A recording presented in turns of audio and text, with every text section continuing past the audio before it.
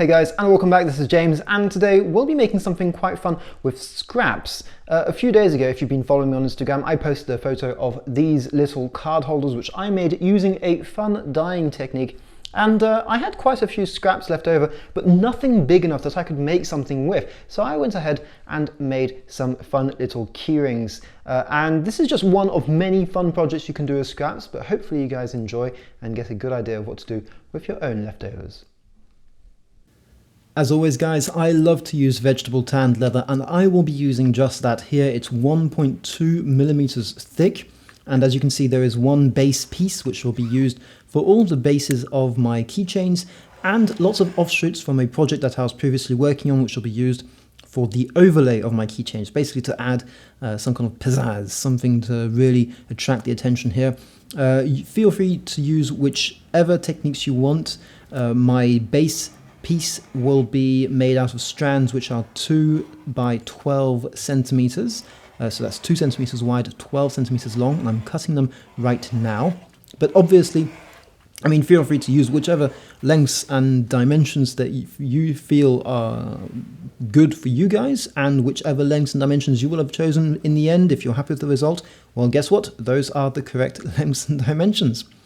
For the offshoots or the overlays here, I was playing around with a bubble dye technique in a previous project of mine, which I might show you guys in future videos, and I had quite a lot of leftovers which I really wanted to use somehow. I felt really bad just throwing them away, and they were too small to make anything out of.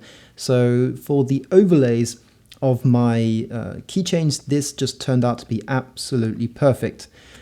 So I was cutting them out into pieces of 1.3 centimeters by 5 centimeters long, and this worked out just right for me in the end piece. Now, at this point, I do decide that it's time to start working on the edges of all these pieces in order to burnish them later.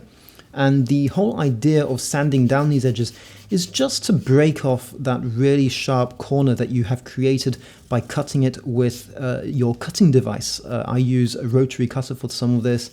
I use a sharp edge cutter for some. And whichever device you've been using, if you've got a clean cut, that corner will be very sharp, and you want to break it with the sandpaper. Before going further, I just want to check that I'm happy with the dimensions, that I'm happy with the idea that I had in my mind before moving on, just to check that there's nothing that needs to be changed.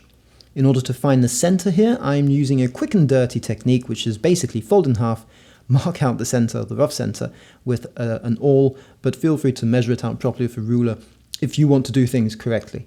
Go ahead and use the biggest hole punch you have in order to create this little offcut, and that will give you your centerpiece. Now for the video, I was filming the very first one of these pieces, which does have some marks on it from a previous build. Don't worry, that is just a test piece, so most of these pieces will be unblemished or unmarked as much as possible. Back to the overlay here, it's time to burnish.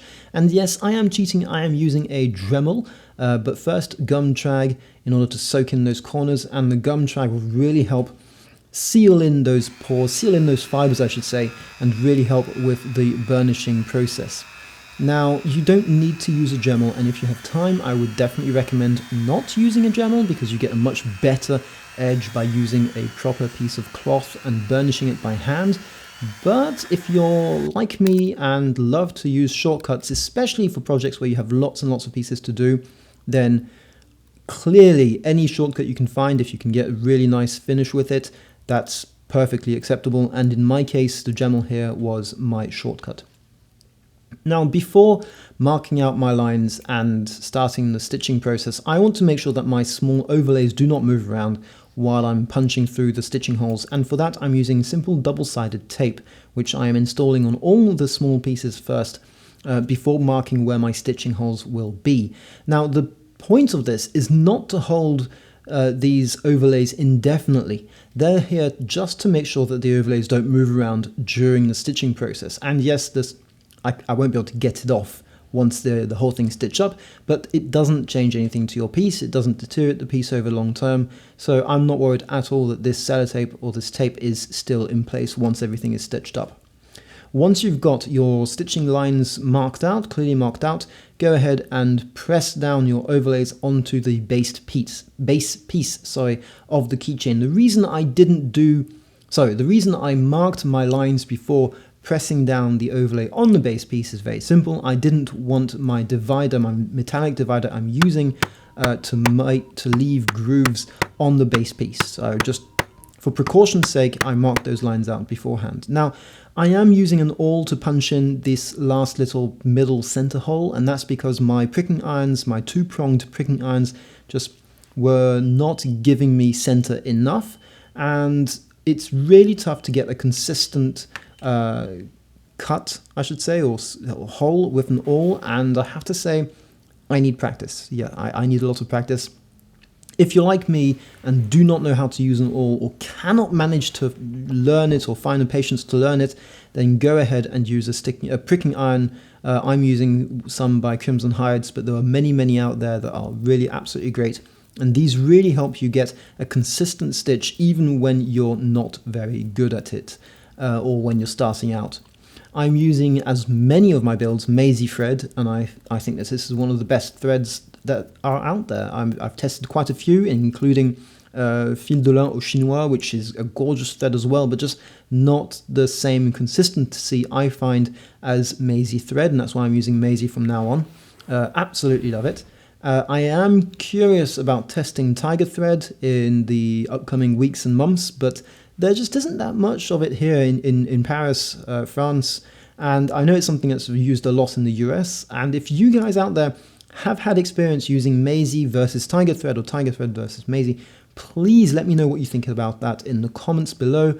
I know how popular tiger thread is, and I really should start looking into just testing it out for myself, getting an idea of how it feels and how it is to work with it. Once you're happy with your stitching, go ahead and glue the two pieces together, glue it shut. I would recommend leaving this at least a day or two before going ahead and sanding the edges, but you can leave it an hour or two minimum, and that works just fine. But bear in mind that over the course of 2 to 3 days, that glue will continue to solidify and continue to hold the piece and bond the piece together before reaching its final form, basically. So the longer you leave it, the better, but at least 2 hours, I'd say, is a good middle ground or minimum length of time before going ahead and doing that. Now, as you've probably been able to see in the previous step when I was going ahead and sanding those edges flat, I did create a small lip on the sides of my pieces, and this is very easy to remove either by sanding it round or sanding it off, which you can definitely do, or by using an edge beveler like the one I'm using here. Now, once you've done this, you could go ahead and sand it again, which I would recommend if you're doing a bigger piece, but as this is just a simple, small keychain, I don't go into the bother of doing it too perfectly. Just good enough is fine for this project.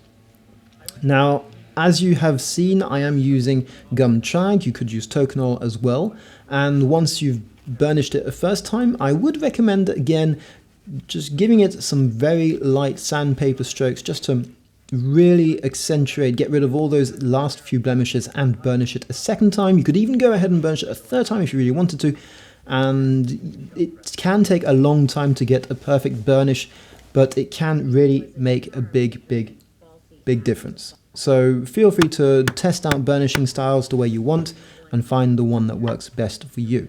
Once you're happy with the edge, go ahead and hit those holes through.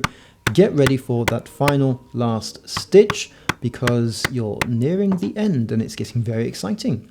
Again, more Maisie thread just to stitch it through, and the final steps are going to be nearly done. All you need to do once you've stitched it all up is to apply a small coat of whatever you normally use to protect your pieces. As you can see, this is looking good. I'm very happy with the result of this stitching, and we'll be using leather balm, homemade leather balm here, which is just a combination of beeswax and neat's oil. This will help soak in the leather and protect the leather, nourish the leather for the final piece.